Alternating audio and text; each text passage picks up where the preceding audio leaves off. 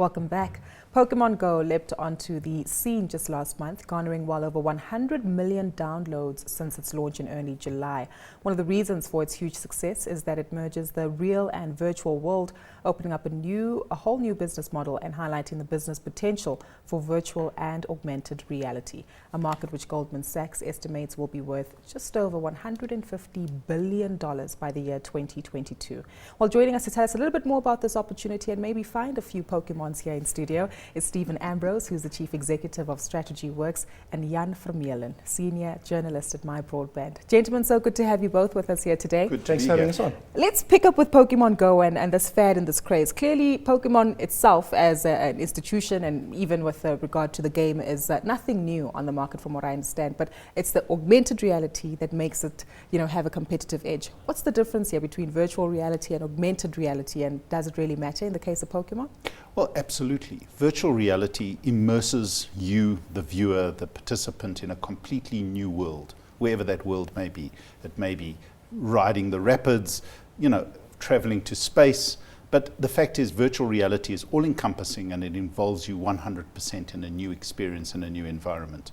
Augmented reality adds elements of unreality to reality. Mm-hmm. So in the case of Pokemon, suddenly your little Pokemons pop up in your lounge, in the studio, wherever you are, overlaid on the existing reality that's out there, using a camera or whatever. So augmented reality has perhaps a lot more application than virtual reality, because you have to step outside of yourself to be virtually not there.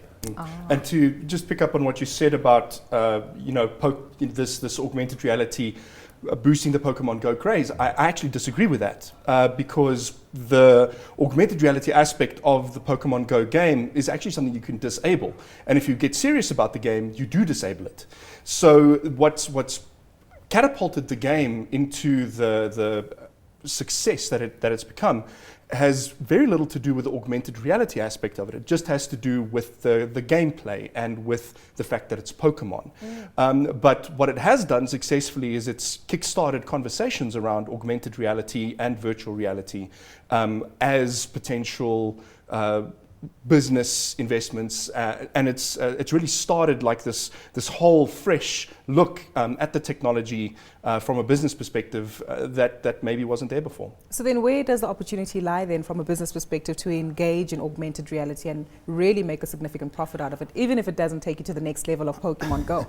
I think the key thing to remember is that, like every new technology, it's built on the possibilities that exist at that particular time. Mm-hmm. So the whole issue of augmented reality, the whole issue, and what the Pokemon game highlights, is the fact that there are 100 million people connected with a smart device that is capable of combining the camera, combining data, combining a game that's hosted and served from another planet almost, all in one little handheld device, which allows opportunities for advertising, for marketing, for all sorts of different elements that can be monetized. And that's exactly what this brings. And that's where the business opportunity lies.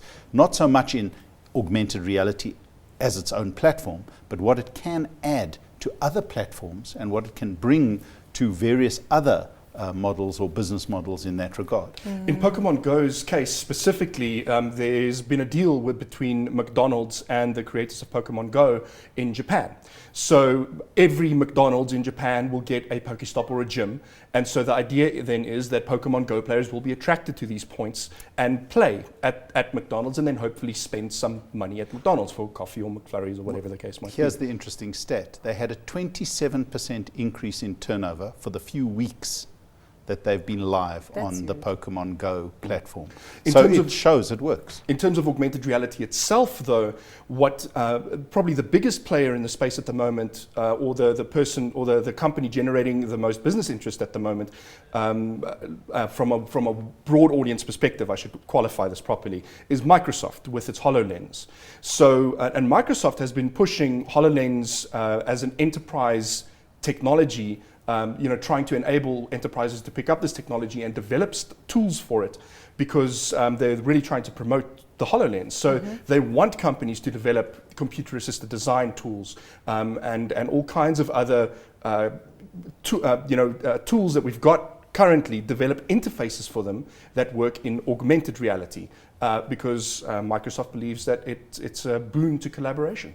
How do companies need to ensure that this does become a sustainable issue, which can drive profits for more than 3 weeks of when you launch a particular project? Because I think that's the concern with some of these technology elements, is that it becomes a bit of a fad and dies out after some time. In many ways, that's exactly the case. There's no question that the Pokemon Go has suddenly brought virtual reality and augmented reality into the public discourse and into the lexicon of what's going on out there.